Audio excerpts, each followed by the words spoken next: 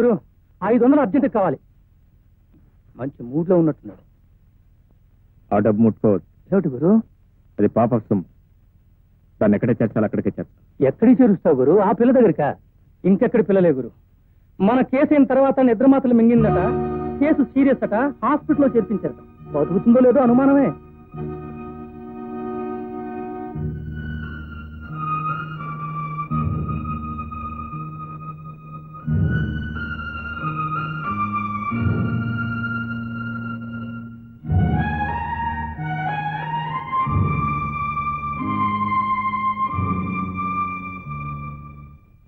ఈ మందులు తీసుకురండి. అలా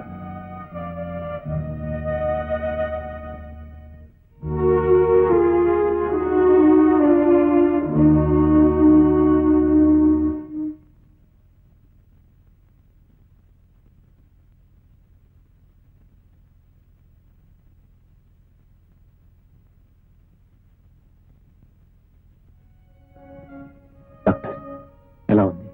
ఇప్పుడే స్పృహ వచ్చింది. త్వరలోనే కోలుకుంటుంది.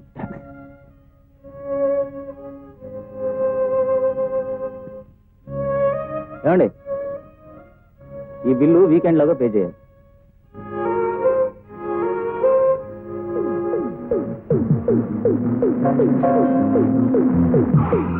అభి ఉన్నాడా? లేడు. మరి అతని బైక్ ఎక్కడుందేమిటి? ఏం లేదు, బైక్ అమ్మేమన్నాడు. అమ్మేమన్నాడా? ఎందుకు? గురు డబ్బు తెచ్చావా? లేదు. ఏ మోటార్ సైకిల్ అమ్మలేదా? లేదు. ఎందుకని? అది నేనే అమ్మద్దన్నాను. నువ్వెందుకు వచ్చావు? డబ్బు ఇవ్వడానికి. నాకు డబ్బు అక్కర్లేదు. చూడలడు, నేనేం పరాయిదాన్ని కాదు. నా అవసరం కొద్దీ నీ చుట్టూ తిరగడం లేదు. నీ అవసరం కోసం నా దగ్గర డబ్బు తీసుకుంటే తప్ప. నీ డబ్బు నాకేం అక్కర్లేదు. ఒరే మొద్దు మొహమా, నువ్వైనా చెప్పవా? తీసుకో గురు. నా చేతికి ఇవ్వండి అమ్మగారు. చూడు, డబ్బుకేం తొందర లేదు. రుణం తీర్చుకోవాలంటే చాలా మార్గాలున్నాయి. వస్తాను. Sorry, room number 16 bill settle చేయి. చూడండి, ఆమెకి ఇప్పుడు బాగానే ఉంది. చూస్తారా? రండి.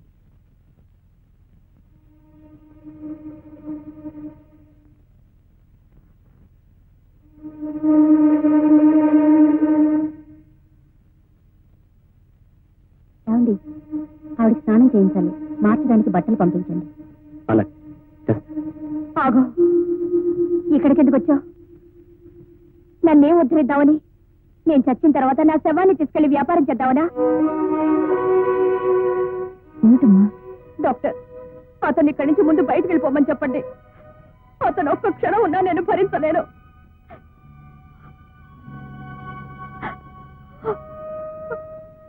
చూడమ్మా, నువ్వెందుకు చావాలనుకున్నావు, దానికి అతను ఎంతవరకు కారణమో నాకు తెలియదు. కానీ అతను ఇక్కడికి తీసుకురాకపోయినా, ఇంత ఖర్చు పెట్టి స్పెషల్ ట్రీట్మెంట్ ఇప్పించకపోయినా, పగలు రాత్రి మాకంటే శ్రద్ధగా నిన్ను చూడకపోయినా నువ్వు బతికేదానివి కాదు.